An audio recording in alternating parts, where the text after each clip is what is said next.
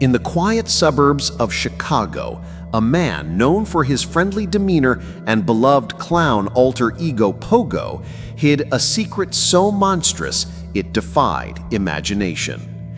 This was John Wayne Gacy. A man who embodied chilling duality, a seemingly respectable citizen who was in reality one of America's most prolific and sadistic serial killers.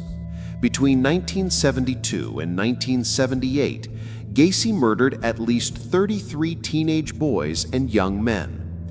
His crimes were horrific, his methods brutal, and his victims' fates sealed beneath the very floors of his suburban home.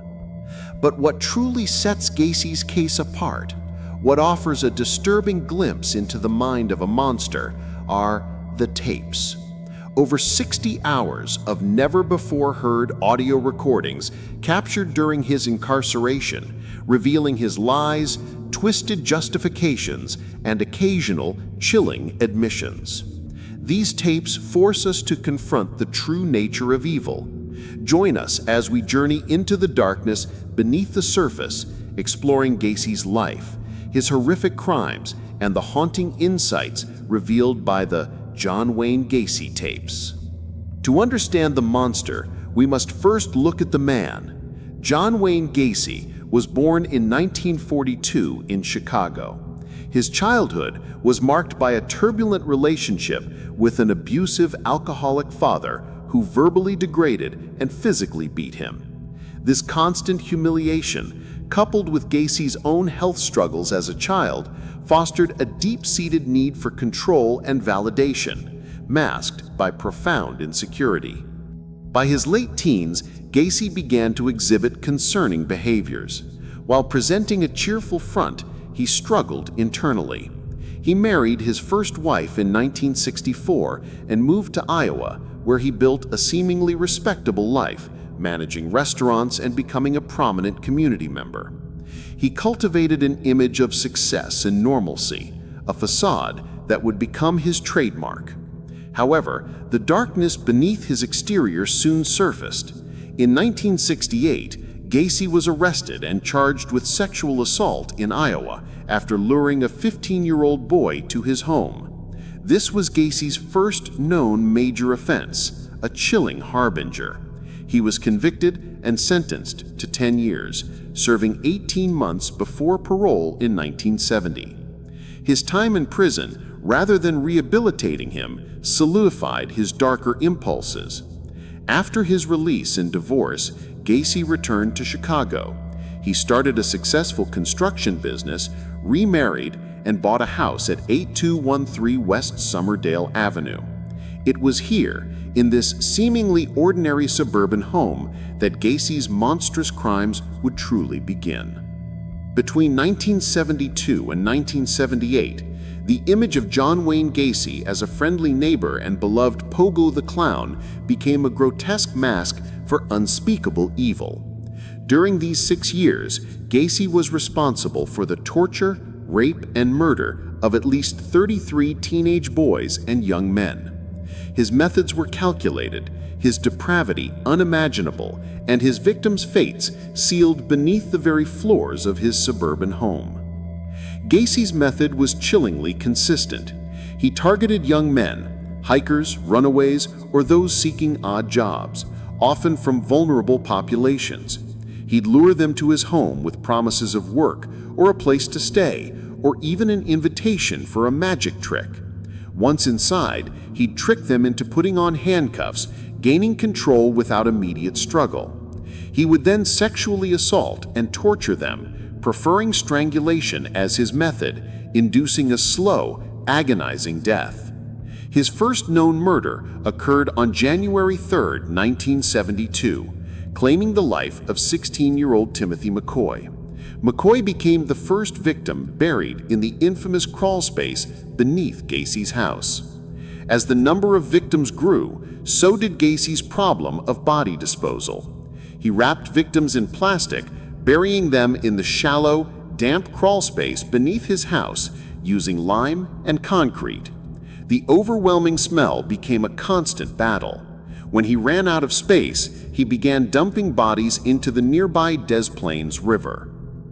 Gacy's ability to maintain his veneer of normalcy while committing such atrocities was terrifying. He was a well-known figure in his community, even posing for a photograph with First Lady Rosalynn Carter. His construction business often employed young men who tragically became his next victims. His role as Pogo the Clown only added to the grotesque irony. The disappearances of these young men largely went unnoticed by the public, often categorized as runaways, allowing Gacy to continue his reign of terror unchecked. The endless cycle of abduction and murder continued until late 1978, when a single disappearance finally triggered the unraveling of Gacy's horrifying secret. This was the disappearance of Robert Piest, a 15-year-old local boy from Des Plaines, Illinois. On December 11, 1978, Robert was last seen talking to a man outside a pharmacy, a man identified as John Wayne Gacy. Robert's disappearance was out of character, triggering an immediate and aggressive investigation led by Detective Joseph Kozinchak. Kozinchak quickly learned Piest had been seen with Gacy, and Gacy's prior conviction for sexual assault immediately raised red flags. On December 13, 1978, Gacy was questioned. He initially cooperated, even allowing police to search parts of his house. During this initial search, Kozinchak noticed a pervasive, sickening odor from the crawl space. Gacy blamed plumbing or rodents, but Kozinchak's instincts told him otherwise. The sheer stench, combined with the unusual clutter in a contractor's home, was alarming. Over the next few days, police intensified surveillance and obtained more extensive search warrants. On December 21, 1978, they returned to Gacy's house to dig. What they uncovered shocked the nation. Beneath the floorboards of his quiet suburban home, they began to unearth human remains. The discovery was slow, agonizing, and horrifying. One body led to another, then another. The smell of decaying flesh was overwhelming. It quickly became clear that Gacy's plumbing problem was in fact a mass grave. The meticulous yet gruesome burial patterns revealed a serial killer operating right under the noses of his unsuspecting neighbors. Faced with undeniable evidence, Gacy finally broke. On December 22, 1978, he confessed to the murders of over 20 dozen young men, drawing diagrams of where he buried the bodies. His confession was chillingly devoid of genuine remorse, marked instead by self-pity and attempts to justify his actions. During his incarceration and leading up to his trial, Gacy engaged in extensive conversations with his defense team, meticulously recorded as over 60 hours of audio tapes. These John Wayne Gacy tapes became a crucial, unsettling record of the killer's mindset. In these tapes, Gacy often paints himself as a victim, blaming his abusive father or claiming self-defense.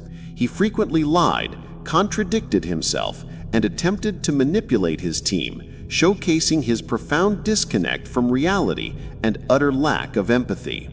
He recounts horrific acts with chilling calmness, punctuated by mundane details of his daily life. These recordings were initially gathered to support an insanity plea. Gacy often spoke of a second person or an alter ego named Jack who committed the crimes, attempting to distance himself from the brutality. However, the prosecution argued that Gacy, despite his disturbing psychology, was cunning, calculating, and fully aware of his actions, demonstrating meticulous planning. The tapes also reveal how his intelligence and manipulative charm allowed him to evade capture for so long. Beyond the graphic details, the tapes highlight the profound tragedy from the victim's perspective.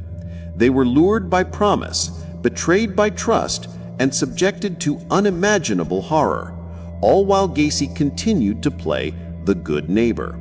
the recordings offer a chilling reminder that true evil can often hide behind the most ordinary exteriors. The trial of John Wayne Gacy began in February 1980, capturing national attention. Prosecutors presented overwhelming evidence, eyewitness testimony from survivors, forensic evidence from the unearthed graves, and Gacy's own chilling confessions. The defense argued insanity, but prosecutors countered that Gacy's methodical planning and manipulative behavior demonstrated clear intent. After a grueling 6-week trial, the jury delivered its verdict. On March 13, 1980, John Wayne Gacy was found guilty of 33 counts of murder. He was sentenced to death for 12 of the murders. Gacy spent 14 years on death row at Stateville Correctional Center, continuing to deny his guilt and offering no true remorse. He even took up painting, often depicting clowns. On May 10, 1994, Gacy was executed by lethal injection. He remained defiant to the end, offering no final words of apology or confession. His death marked the physical end of the killer clown, but his horrific legacy and the questions surrounding his crimes continued to haunt. The impact of Gacy's crimes was immense. It forever changed the perception of trust in strangers and the horrifying realization that such depravity could exist under a suburban home. It led to advancements in missing persons investigations and victim identification techniques. Even today, the shadow of John Wayne Gacy lingers. Not all of his 33 known victims have been officially identified. Ongoing efforts by forensic anthropologists and law enforcement continue to identify the remaining unknown remains, bringing names and closure to families who have lived for decades with agonizing uncertainty. The John Wayne Gacy tapes remain a chilling testament to the banality of evil and the depths of human depravity. They provide a unique, uncomfortable window into the mind of a serial killer, reminding us of the importance of vigilance, the fragility of trust, and the enduring quest for truth and justice, even in the face of unspeakable horror. His crimes force society to confront the uncomfortable truth that evil often wears a friendly face. Operating in plain sight, they reshaped law enforcement's approach to missing persons cases and underscored the vital importance of psychological profiling in understanding such predators. While John Wayne Gacy is gone, his victims are not forgotten. Their stories will be told, and their families will find peace. The chilling echoes of his voice on those tapes serve as a permanent, disturbing reminder of the depths of human darkness and the eternal vigilance required to protect the innocent.